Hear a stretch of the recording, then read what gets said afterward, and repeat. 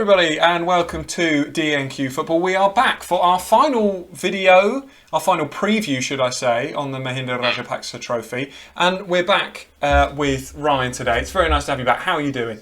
I'm back. I am back, mate. I'm very, very well. How are you? I'm not too bad. I've spent a lot of time, maybe more time across the last week than I thought I would, talking about this tournament. As you know, we did our tournament preview, and then I did the match review from the first game because it was such a cracker. We'll get onto that. But since that, I've watched every game of the tournament, which is a surprise to me, as it is as much as a surprise to you.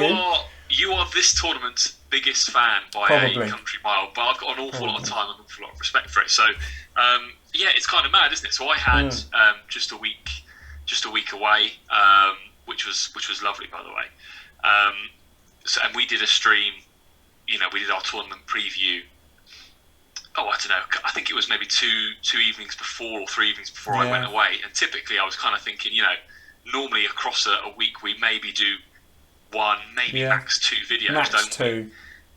But the tournament's been such a kind of revelation. I think I don't even think that's over the top. Tournament's been so great. You've been all over it.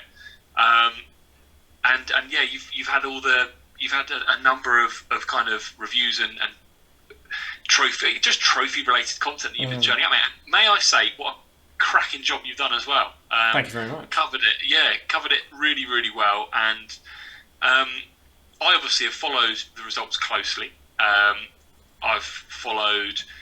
And I've watched highlights. I've watched your videos, of course. So I feel like I've kept my finger on the pulse of how this tournament has progressed, and I'm looking forward to this conversation about. Obviously, it's a cup final preview, isn't it? Yeah. So we're going to preview the cup final, but kind of before we get to that, we want to talk about. I think it's worth, because this will be the first time that you and I have had an opportunity to chat about the group stage games. A quick blitz over those first few games that you've already covered in some depth already. A bit more of a chat on the games that actually concluded the group today. And just for those that are watching, we're recording this on the Tuesday, the 16th of November. So the final group stage games are quite fresh in our mind. And then I guess before we get talking about the final, I've got a few questions for you as someone that's watched almost every minute of the group stage so far, and then cool. we'll give our preview on the final in more detail. I mean, what was quite funny there before we get into it was I was thinking about this tournament, obviously, and then I was thinking about the preview that we'd done, where I was here and I was like, well, the final is going to be between the Maldives and Bangladesh. Maldives are going to win every game. Bangladesh are going to come second or sixth. And I think you said a head and heart comparison. You said it's going to be 9-6-3-0 with the Seychelles on.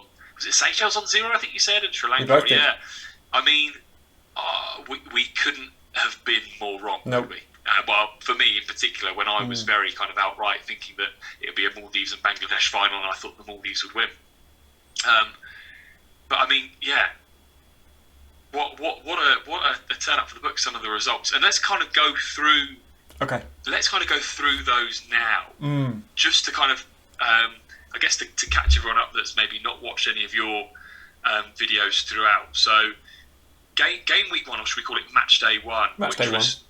Which was just crazy. Do you want to just talk through the results? Yeah, of course. So the first game that kicked off the tournament, we had the opening ceremony for the tournament as well, which was good to see. We actually got. You were complimentary on that. Actually, you said the coverage for all that was really, really impressive. Well, as I've said on most of my streams, just want to start by saying that Football Sri Lanka TV has done excellent coverage of the whole competition. There's been some suspect things, of course. Sometimes because the games have been so frantic, sometimes the commentary's a little bit behind on some of the action.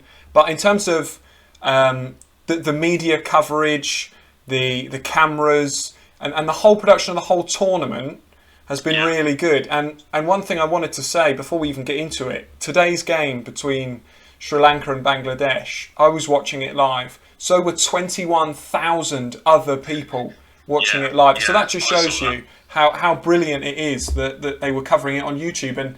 And throughout the whole tournament, the coverage was brilliant. But the first game couldn't have been better, I don't think. Yeah, I agree. Because we saw in the first half particularly a very trying team in Sri Lanka that couldn't get past the wall of the Maldives. The Maldives was hit on the counter-attack. They had a front three that dominated the game. Ali Ashfaq played the false nine and just sprayed the ball. And essentially, all bar one of the goals, Ali Ashfaq scored one, got 2 assists, and he was the creator. 3-0 at half-time. I thought it was, as I said on my game review, I thought that was a bit harsh because I thought Sri Lanka I thought they played well. Second half it went to 4 and I thought, oh dear. But the comeback really spearheaded by 4 players.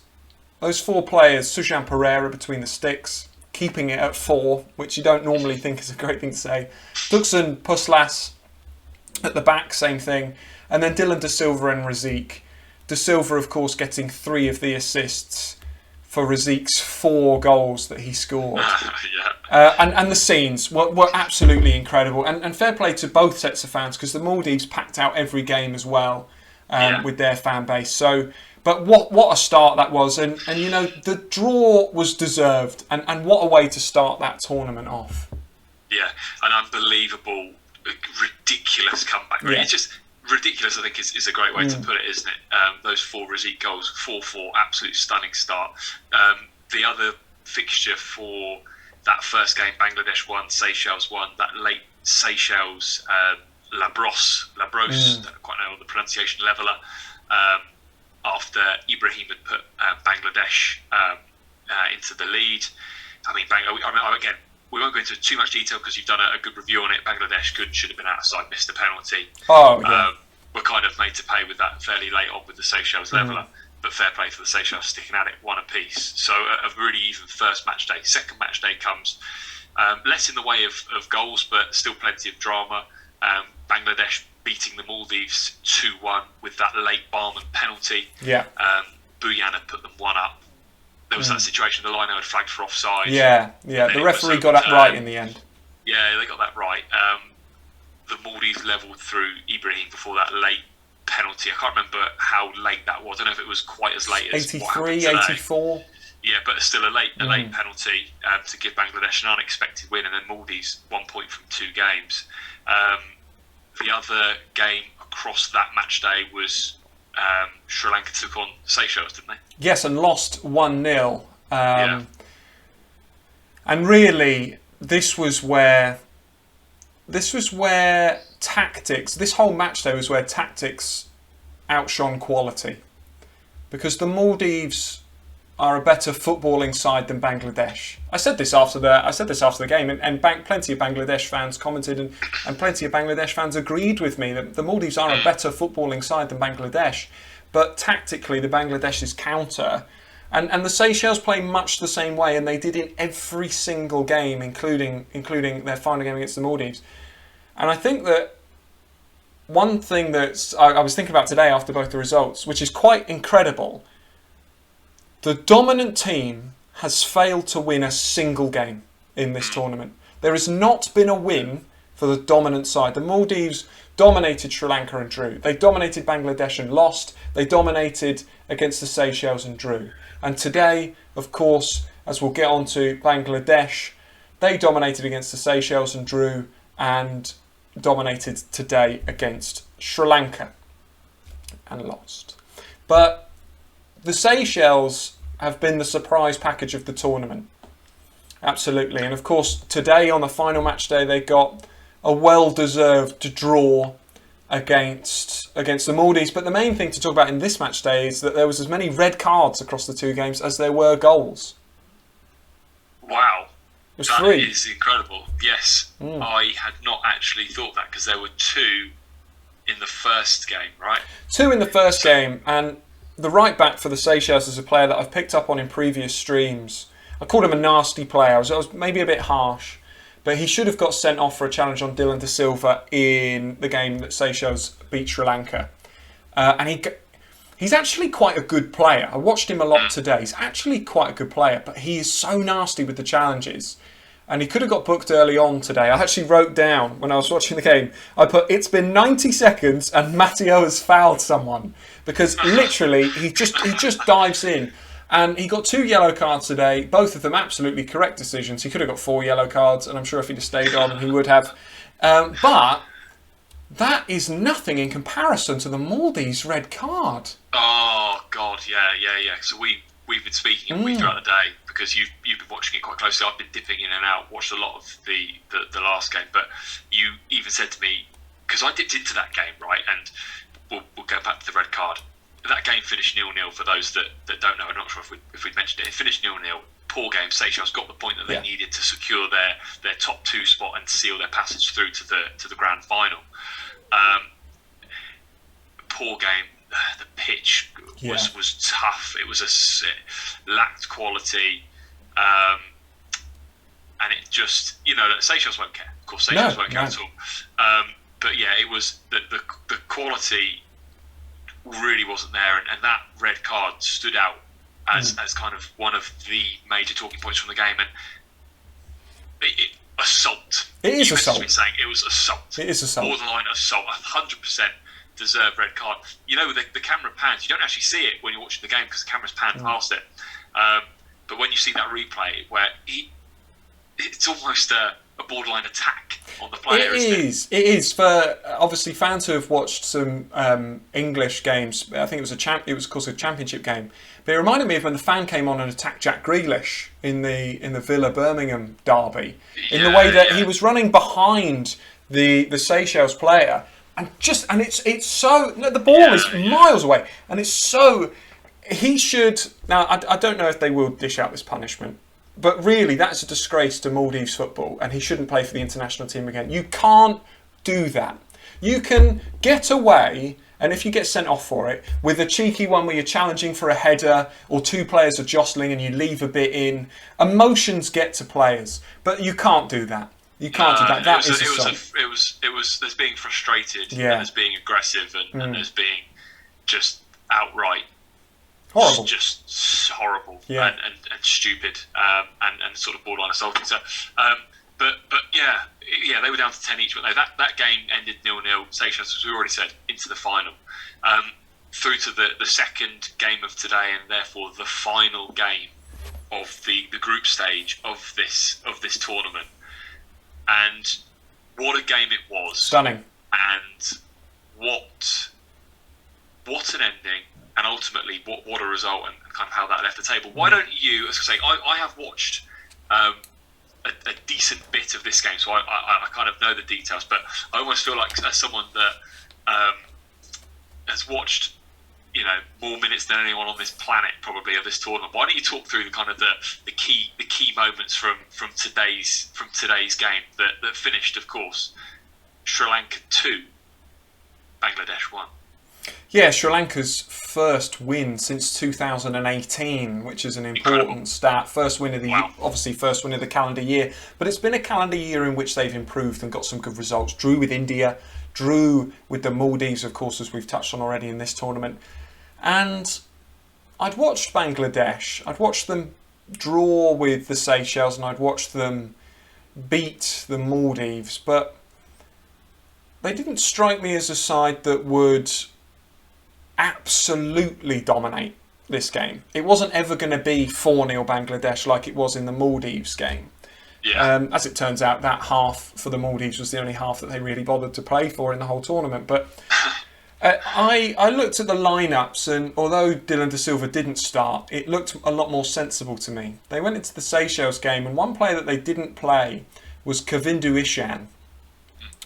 And they lacked him because a lot of the time when Sri Lanka get the ball, they do just ping it in behind to Kavindu Ishan.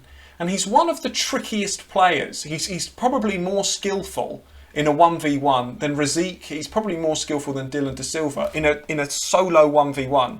And for the first 20 minutes of the game, he ran the show. He absolutely ran the show. Unfortunately then, he got injured Yeah. Do you think the injury was why he didn't feature against in the game before? Well, he did come on in the game before, Yeah, but he's probably had an injury throughout the whole thing. And I think that Ali Ashfaq didn't start for the Maldives today, and I think that fitness was a factor in this tournament and could be a factor in the final. But obviously, we'll get onto that a little bit more. But Ishan picked up a knock and he did play on, and then the goal came for Sri Lanka, and it was fully deserved. Bangladesh were having a lot of the ball, but Alagic this time, the Sri Lankan manager, had set up the team right to just counter. And the goal from Razeek, listen, it's a terrible goal. Oh, it's a terrible goal. Actually, the miss kick is what puts it in, because the keeper makes a good save from the first long-range effort. And the ball breaks to Razeek, and basically, because the pitch is so bad, he tries to put it across goal. The keeper dives across goal. It hits his other leg as he's sliding in, and it squirms in near post. The keeper's reaction's a little bit questionable. But 1-0. 1-0, and it was deserved. It was deserved. And then that was on about 25 minutes. And then Ishan then had to come off. Dylan De Silva came on. Bangladesh attacked down the wing. Dylan De Silva goes in for a slide tackle, and the knee goes. He blocks it, goes out for a corner, but the knee goes, and he's off the pitch getting treatment. Bangladesh then whip in the ball. It's a good header towards the goal. It goes past Sujan Pereira, and he can't defend himself. Duxan Puslas, he just pushes it away. He just pushes it away. He does know entirely what he's doing, because he arches his head, knocks the ball, and then tucks his whole body. And you see players do it. Even the commentators compared it to that Luis Suarez moment in the World Cup. And it actually turned out to be almost identical, because then Topu, who had of course scored the all-important penalty in the Maldives game, stepped up, and Sujan Pereira was giving him so much stick as he was going to step up. And it worked. He skied it, and scenes, absolute scenes. Smashed it into orbit, didn't he? Oh, it wasn't a good pen. You have to question the pitch of touch, I suppose, in the build-up to that.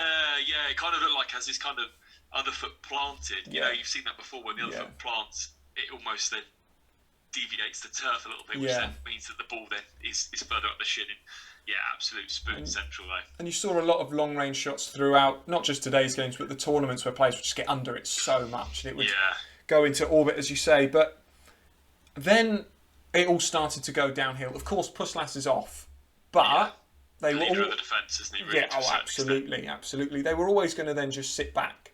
But by this point, they had Razeek and Dylan De Silva on. But De Silva then had to come off. I think he'll be out of the final. I do think. Of course, he was stretchered away. I think he was taken away to have further scans on that knee. Based on the way he went down, it could be a minor ACL problem. Of course, he then could be out for months, and we wish him all the best, of course. Speedy recovery. I'd be very surprised if he features in the final. I think Ishan might, but De Silva, I don't think so. And that's when it started to turn the game, because Sri Lanka didn't then touch the ball. Yeah. Sujan made some incredible saves. The start of the second half, Rahman made an incredible block on the line for Sri Lanka as well. And it was bodies on the line. Absolute bodies on the line. And then the goal came. And it was a good goal. The Sri Lanka line, for once, was a little bit too high up. And the ball played over the top, and a very, very nice finish from Rana, who I thought played really well. And I actually wrote down, and this shows how the game was going, 1-1 on 70, game over. And what I meant by that was Bangladesh only need to draw. They're playing against a 10-man opposition who 2 of their 3 best strikers have already come off injured. Yeah. It was a gimme. And this is where Bangladesh fans will be disappointed, because they had chances. If they'd have just turned it up a tiny bit, this could have been 2-1, 3-1. Easy. And they only needed to draw, and that's what's incredible. But, as we've seen with Bangladesh throughout this tournament, they're not very clinical. It was the same against the Seychelles, and the whole time the game was 1-1. Well, to be honest, I'm going to say you think there's a chance. I didn't think there was a chance. There was a late sitter for Bangladesh to make it 2. So it was squared. Yeah. It was square. I watched that that period of the game after the equaliser, and can't agree more. Like, you didn't, whilst at 1-1, you typically always say we're still in with a chance if 1-0, they just need a goal, and obviously it's turned out to be right today. But Sri Lanka hardly kind of got hold of the ball. You know, I know it's very, very difficult on that pitch with 10 men, but Bangladesh, throughout the majority of what would have been that kind of tricky period at the end of the game, I thought they kept position quite well, actually. Got the ball wide, had some pace out wide, got in behind, created half chances, created some kind of good chances. And when Sri Lanka got the ball, they were rushed into into sort of playing direct to try and get it into that final third to cause some sort of pandemonium. And it didn't look like it was being dealt with fairly well, fairly comfortably. And you kind of looked at it and thought, you can't really see how anything's gonna really materialise here. But didn't it? Well, it was the tournament for late drama, of course, the 4-4, and then the same match day with the late Seychelles equaliser, then the late Bangladesh winner against the Maldives, and it was the tournament for late drama. But I thought for once we're just not, we're not going to see it. We're not going to see it. Bangladesh had played so well on counter-attack against the Maldives. I thought they'd just be defensively resolute enough. They had a few players, their captain, whose name escapes me at the moment, but really solid in the centre of the park, CDM. And like you say, on the counter, they were going down the right-hand side with Rana and Saad as the overlapping fullbacks and winger. And they were it was comfy. And then there was a melee.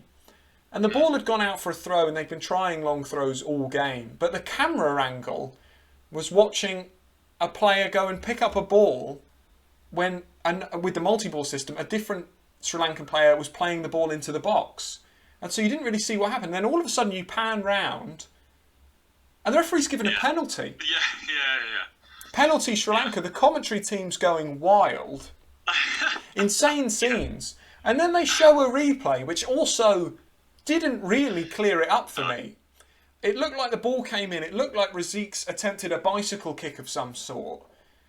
And something's happened. The ball's gone through to the Bangladesh goalkeeper. Penalty. And I must say... at the time I saw the replays, I didn't really know. I thought it was a big goal. It was a big call. I didn't really see any infringements there.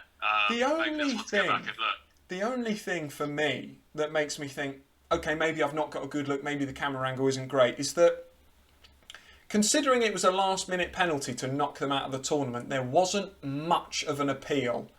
There was an initial appeal, but there wasn't any fighting. There wasn't. Yeah, that's a good point. And even sort of all in front of the ref. Yeah, I was going to say. Yeah. And not giving the ball away and really complaining, even going over to the linesman. None of that. There was an initial, no, please don't give it, but then it was okay. Yeah, that's a good point. Actually. So maybe it was, but I must say, as a fan watching on, I imagine most of the people watching on YouTube were Bangladesh fans, because there was a lot of Sri Lanka fans at the game, who it is important to say were the 11th man when they'd gone down to 10 today. It was an incredible atmosphere. Listen, if you want anyone to step up for that penalty, it's Razeek. Having said that, it's not a good penalty. It's not a good one. We were messaging literally at that time, weren't we? Because when we saw it was a penalty, we were it's, oh my God, he's given a penalty, oh my God.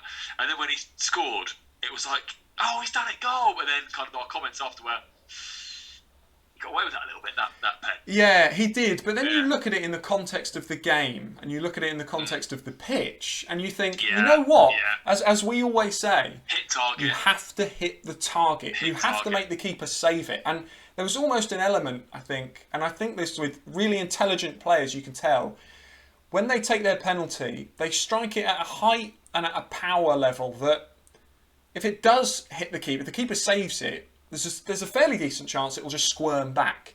He went very central, middle height. The keeper should save it. But if the keeper does save it, there's a chance for a tap in anyway. Yeah. But ultimately, true. Ultimately, if I had to sum it up in one word, scenes. Scenes Absolute indeed. scenes. It was incredible, wasn't it? The celebrations that followed the goal, then the kind of the 4 minutes waiting for the injury time to go, then the scenes after the final whistle were just incredible. There's the scenes after Razeek scored, and then as injury time's ticking down, it's panning around to the bench, and people on the bench are basically praying that the result stays intact. The final whistle comes players and coaches sort of dropped to the floor in just sheer jubilation as to kind of what they'd achieved.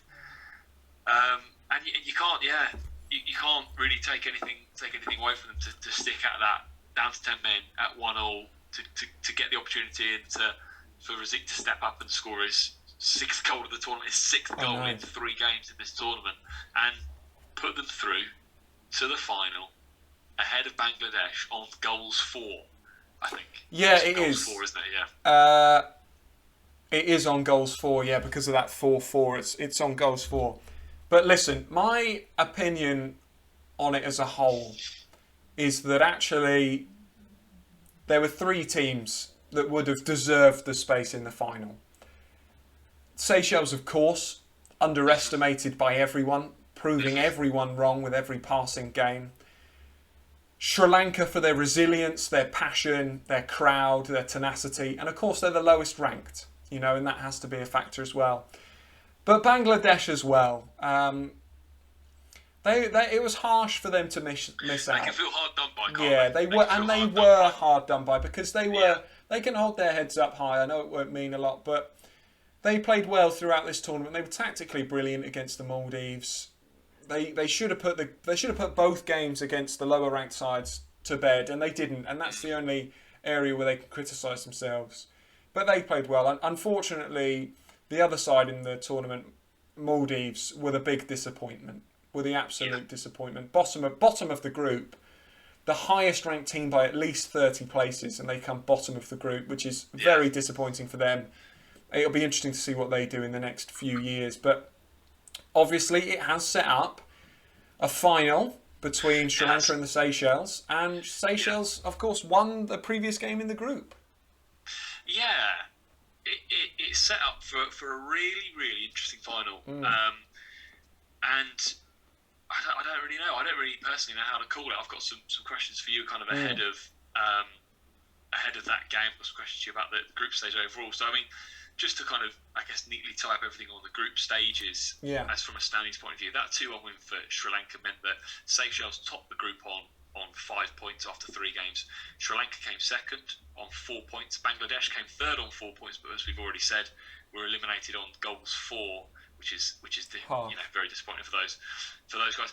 And the Maldives, as you said, the highest ranked team that came with a strong squad, finished bottom of the group with just 2 points, 2 draws from the 3 games, no wins, and crash out along with Bangladesh. So we are the 2 lowest teams are in the final to be played on the 19th of November. Yeah. Now, before we go into, I guess, talking about the final a little bit more, I've got some questions to you about the tournament so far. As someone that's watched a lot of it, and has kind of watched it kind of with a little bit of an analytical eye, as you do and as we tend to do here on D&Q. One of the first questions I was going to ask you was kind of game of the tournament so far, game of the group stage rather, but I almost feel that, is it worth talking about that? It's the 4-4, isn't it? Had today have not gone as it did, it would have been the 4-4, and I think if you take the emotion out of it right now this second, of course it's the 4-4. Runner-up would have to be the game today to see Sri Lanka through to the final. But it has to be the 4-4. Lowest ranked against best ranked, 4-0 down after 53 minutes. Still 4-0 down at 60. And to finish 4-4, it's incredible. What would you say? So these are, we've got nations here that are ranked 1-5, whatever Maldives are, 1-5-8, I think up to 2-0-3 or 2-0-6, whatever. So we've got, from 150 plus nationals. What's the quality been like? Because I've watched a bit, and in some spells you've got players with fantastic skill, pace, especially on that surface. You think actually that's really, really impressive. But in the same breath, you've also sometimes the quality of football has been frantic and a little bit almost scattergun.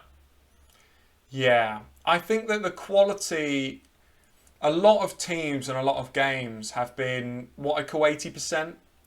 They've got players talented at the back. There's a few good defenders that we've seen in this tournament, even from the Maldives, who of course came bottom of the group. Ghani in particular is a solid centre back.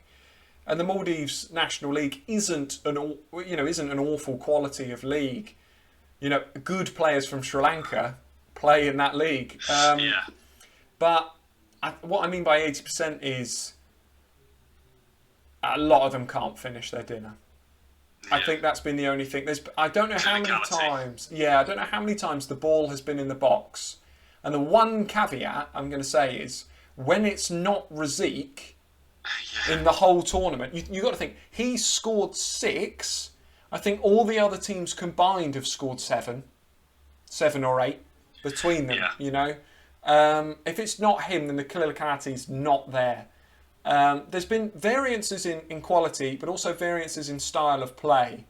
And the Seychelles have brought the biggest change in style of play where they've got a target man.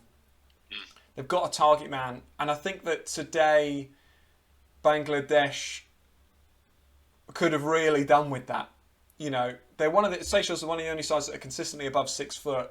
So they don't play great football. They've got a few talented players. Don't play good football, but when the ball's got down and the surface is reasonably fresh, the quality has impressed me at times, particularly from the lower ranked teams. Yeah, no, that's fair. That's a really good point, actually. Just on the Seychelles, actually, weirdly, and maybe we'll touch on this part of it when we talk about the final in a bit, but you mentioned there, if you look at the table, goals for and goals against, Sri Lanka, Bangladesh, Maldives have all scored and conceded a lot. Seychelles have scored 2, conceded 1. Yep. There's just been kind of a resolute approach to the tournament. I kind of wanted to ask you about like a standout player of the group stage, but after today, again, it's Razeek, isn't it? So it's almost like kind of the best player for. Like, I'd be interested to get your thoughts on like the best player for each team, or maybe like some others, or kind of maybe some other standout players for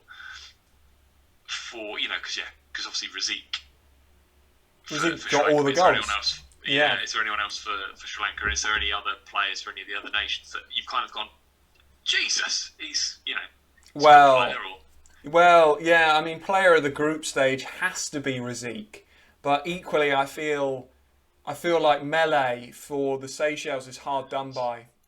He's got 1 goal himself from centre back. That all-important goal in the Sri Lanka game.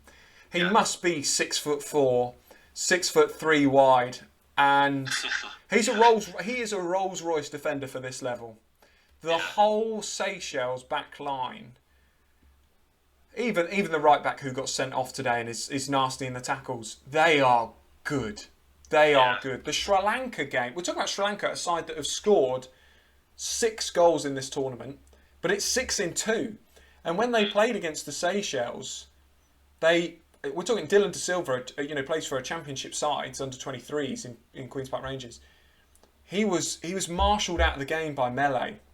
Yeah. And the 2 centre-backs for the Seychelles really surprised me. It's almost little and large as a centre-back partnership. But Mellie, who assumed captaincy as well when the captain went off in the Sri Lanka game, he's a Rolls-Royce player. And for me, the Seychelles player of the group is Mellie, but also a shout out to Motti, who's their attacking midfielder, number 10, in and out of the team, probably again fitness-wise.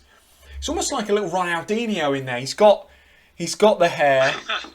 Seychelles Ronaldinho. He probably is, and he probably tries to channel him as much as possible. He's the player that links the attack and defence, and I think a lot of teams have lacked that in this tournament. They've got a front 3, they've got a big man up front, they've got 2 wingers. He's the cam. Is it that Gervais Hive that's been playing? He's not actually played much. He's not played much. No, it's Woodley that they normally bring on. Number 22, he must be 7 foot. He's a beast. And they just ping the ball to him, and his hold-up play is quite good. But he holds it up. He's got the same hair as Motti, so that's the only way you can sort of, when you're watching the game, tell who's who. Because the ball goes long to the big man, who knocks it down, and Motti then distributes it. He's a good player. Is he top class? No, but he buzzes around, and it probably makes him look better than he is, actually. But those 2, the standout players for the Seychelles. For Sri Lanka, Puslas, unfortunately, is going to miss the final. He's been really good. The one thing that really saved them today was the 2 other big players that they can chuck in the box to defend, Dilshan and, of course, Marvin Hamilton. They will be pivotal against the Seychelles. They need those 2. In my personal opinion, you need Dilshan and Marvin Hamilton as the centre-back 2 of the 3 if they choose to play the 3, because they need that height. And those 2 played really well today. Obviously, Dylan De Silva has played really well, and Sujan Pereira as well. He's conceded plenty in the tournament, but he's been really good. For the Maldives, not many. Ghani has played well, and Ali Ashfaq when he played in the first game. But I don't want to dwell on them because they've been a really disappointing side. And Bangladesh, a few good players, both fullbacks. The Bangladesh. I don't think that Saad got enough game time, the right back. I thought he was a real talent, good delivery. Rana, as I've said, going forward's good. And the captain in the CDM role as well. They've been hard done by in this tournament. I don't think there's a player for them that says they played poorly. So it could be anyone from Bangladesh. But the 2 players from the group stage, Sri Lanka have got Razeek. Yeah. And Seychelles have got Mellie, and those 2 are going to go head to head in this final. Which will be really, really exciting. And kind of how do we see that? How do we see that final taking shape? I mean, I'm personally right. I'm in a position I'm almost sort of timid to give my prediction, seeing as my prediction for the group stage couldn't have been further from reality. How do you see it taking shape on the 19th? As a game of football, I can see another 1-0 to Seychelles. Yeah, you think it'll be another sort of an under 2.5, a kind of a low scoring one. The only thing that plays on my mind when I say that is the crowd. Because about for me? My point to agree with that is because the pitch is so bad. Yeah, it's been hammered. It's not a surface for clean striking of a football. No, it's the ball's getting stuck on the surface. It's lethargic. Listen, Sri Lanka are going to have to change their game plan because they came out against the Seychelles and tried to play football, and every team has come out against the Seychelles and tried to play football. They cannot get past the back because the defence is so good, and then all they do is ping the ball long. And that's not a criticism of the Seychelles because they get it right, and they just, for me. As much as I'd love to sit here and go, wow, I think it'll be a great game. I think it'll be 4-4 again. I can't see... I'd love to be proved wrong. I can't see any goals. Well, many goals. Honestly, the Seychelles defence so far has been so good. So good. And I wouldn't be surprised if it's another 1-0. I wouldn't be surprised if it's another set piece. That's the difference. Seychelles don't pack too much of a punch when they're on the ball going forward. But if they get a corner... They will pose a threat. But, again, caveating myself, Sri Lanka have had the dress rehearsal for this game and they lost it. You know, who learned more lessons from the first game? Yeah. And it should be Sri Lanka. The only downside to that, they're without Dylan De Silva and potentially Ishan. Yeah, it's really tricky, isn't it? It's really tricky because of that. One. I mean, I have to say, despite the fact that Seychelles have been solid, from what I've sort of defensively, as you explained really, really well, how Mellie's led that defensive unit and they've been really, really solid. From what I've seen of them, offensively and on the ball, they've not sort of blown my socks off, and they don't play wonderful football. But look, maybe the surface. This is what I mean. There's so much to consider here because maybe the surface actually lends itself to that kind of approach to the game. I almost think Sri Lanka at home, they'll be absolutely buoyant after this win. They'll have the crowd there. Everyone will be buzzing for that game and cheering them on. But then you have, again, on the other side, as you mentioned, Dylan De Silva probably missing. Ishan will probably be missing, and if he does play, he'll be at 75%. And they are crucial players. No, Puslas, if they have a suspension rule in this tournament, I don't actually know. They do. So both Matteo and Puslas will miss the final. So it's almost one each. But I do think that Puslas is the more important player for his side because I think it was Jean came on for the Seychelles, slotted in at right back and did an absolutely fine job. And if Matteo was suspended, but if Sri Lanka do have Ishan, then that will be a chance because Ishan will play on the left against a substitute right back. But listen, Puslas is a level above a lot of the Sri Lankan team, and him being suspended is critical. But they played today for 70 minutes without him, and they only conceded one. if you had to, if I pressed you for a scoreline for the final, which way is it going in your eyes? I'm going to sit on the fence a little bit, and my answer is going to be 1-1. Actually, Yeah, I can see this. Say that. Yeah, I can see this going. If I really had to pick, if you said no, you've got to pick a winner, I would say the Seychelles, and I would say 1-0. But it depends what Razeek shows up. He has spurts of being the best player on the pitch by a mile, and then obviously because he plays up front for a side that don't touch the ball much, he's then out of the game. So I was going to say that to you, right? As soon as you said that, I was like, he reminds me a little bit. You know, when we watched that Texas Caicos game, Billy Forbes was up front. Yeah. You feel like the best player by a mile doesn't touch the ball and is left isolated, doesn't get in the game. Yeah. That sometimes when you watch Razeek for Sri Lanka, you are a little bit like, drop in and get on the ball because you need to link some play up. Yeah. And that's what they've lacked, is that attacking midfielder to sort of transition the play from forward to back. But I'll be interested to see how they set up tactically. Ultimately, my real answer is I haven't a clue. I just hope it's a good game. Yeah, I was leaning. I've got a weird one here, mate. I think it'll be. I think it'll end in a draw. I think it'll be 1-1. But if it does go anywhere, I actually think the Seychelles. If it goes away, I think the Seychelles are going to win it, and it'll be 1-0. But I actually think it could actually be I've got a 1-0 or 2-0 Seychelles for some reason in my mind on this game. I can't really give you any reasons why. The defensive solidity and the fact that Sri Lanka are missing some key bodies. And I don't know, the fact that Sri Lanka played a little bit later today, they'll be exhausted after 90 minutes on that pitch. The emotion after winning the game today and getting through, you know, by the time that final comes around, are they going to be rested and rejuvenated to kind of go again for what will be another big occasion? I don't know. A big question mark that could rip up what we've said in a moment is the discipline. The Seychelles have been one of the poorest sides for actually winning the ball when they go in for a challenge. And they got a red card today. They've been lucky to escape other cards throughout the rest of the tournament. Some of the challenges that I've been seeing across the games today. Because I have to say, I'm surprised there's not been more injuries, actually. Yeah. It's a really good, I know sort of slightly stepping away from the Sri Lanka Seychelles Cup final preview, but it's a really good point. I was like, just jumping into challenges, some of them, you're wincing a little bit as you watch. You are.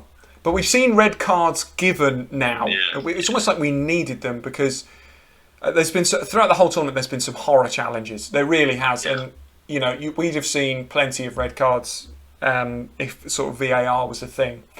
But if the crowd get on the referee's back as some big challenges go in, we could see some red cards, and that will change the game.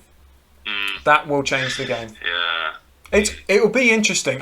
I'm really looking forward to this one because I don't know if the Seychelles just play that way or if it's a tactical masterclass. I haven't sort of decided that yet. And it's going to be a big test for Alagic because they have a chance here to beat a side not that highly ranked, 199, not very high above them at all. And then they would have won the tournament. They'd have won the inaugural tournament in their home ground. Gianni Infantino is there. He will be there for the final. And Football Sri Lanka have said 2022 is the year of funding, the year of investment. They really want to make football a big thing in their country. 23 million people live in Sri Lanka. They want to start getting it grassroots up. This game is crucial because even after they lost the first game to Seychelles, Sri Lanka fans will expect them to win. Yeah.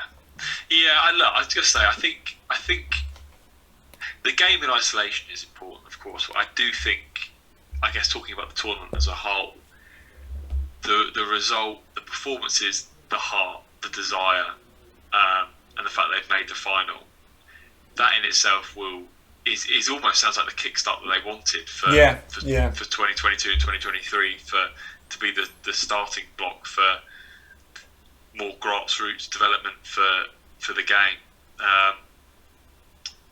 But I'm looking forward to it. I'm looking forward to the final. I'm looking forward to seeing how this tournament ends up. But one thing's for certain is we here on D&Q have absolutely loved it, haven't we? And as I said, the coverage, your coverage throughout last week for those games excellent. It's been great to see this inaugural tournament sort of take off and really, really do well. And we will see. We will see how the final all pans out on Friday. It's this Friday. Friday the 19th of November.